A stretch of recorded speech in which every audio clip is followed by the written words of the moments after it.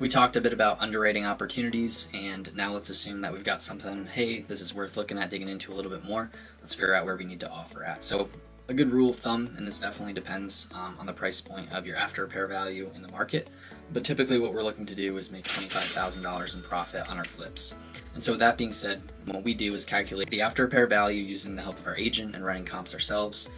Whether that's through Zillow or Redfin, doesn't really matter. Once we've determined, all right, this is whether the after repair value that we presume the property to be based on the finishes that we're going to do are, from there, we subtract out the commissions and the closing costs on the back end. So we're essentially reverse engineering to get to an offer price. So what we do is we take the commissions and the closing costs on the back end. We do 6% for commissions, 2% for closing costs, so 8% of the sales price. So $100,000 property, 8% is $8,000. Boom. So we subtract that. We also subtract a prorated amount of taxes, insurance, and utilities. So just three things there. And we just run utilities at $200 a month, and then whatever the insurance and the taxes are, times the number of months that we estimate the project to take from purchase, renovate, listed on the market, under contract, and sell. So from there, we subtract out from the sale price of the presumed $100,000. We already took out the $8,000. Now we're taking out the holding costs. Let's assume for this example it's a 6-month hold, and it's going to cost us $2,500 between taxes, insurance, and utilities. From there, what we're going to do is subtract out our profit. All right, well, we want to make $25,000, so let's subtract another $25,000 from that $100,000 minus the 8% minus the $2,500.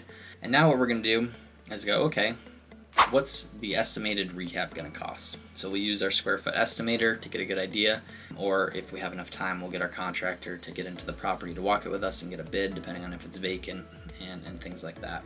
And now we subtract out the rehab costs.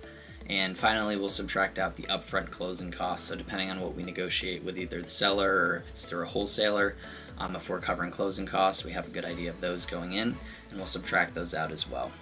So now that we've subtracted out the back end costs to sell it, the rehab costs, our profit margins, and our front end costs, we arrive at a buy price. And so kind of a quick rule of thumb, if you don't want to calculate holding costs and profits, a similar calculation is to do 0.7 times the after repair value. So in this case, you would do 0.7 times 100,000, which is $70,000, minus your rehab. Let's just say it's $20,000. All right, you've got a buy price in this case of $50,000. This example isn't going to quite yield you $25,000 in profit just because of how cheap the property I just described would be. But it is kind of a quick rule of thumb to see, hey, is the seller realistic? Is the wholesaler realistic right off the bat?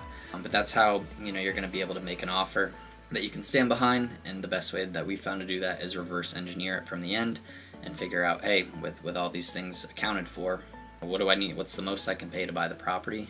We like to call that your max allowable offer. So hopefully that kind of breaks things down and ties some things together, and I'll tag the calculator in this video as well, so feel free to check that out and ask any questions.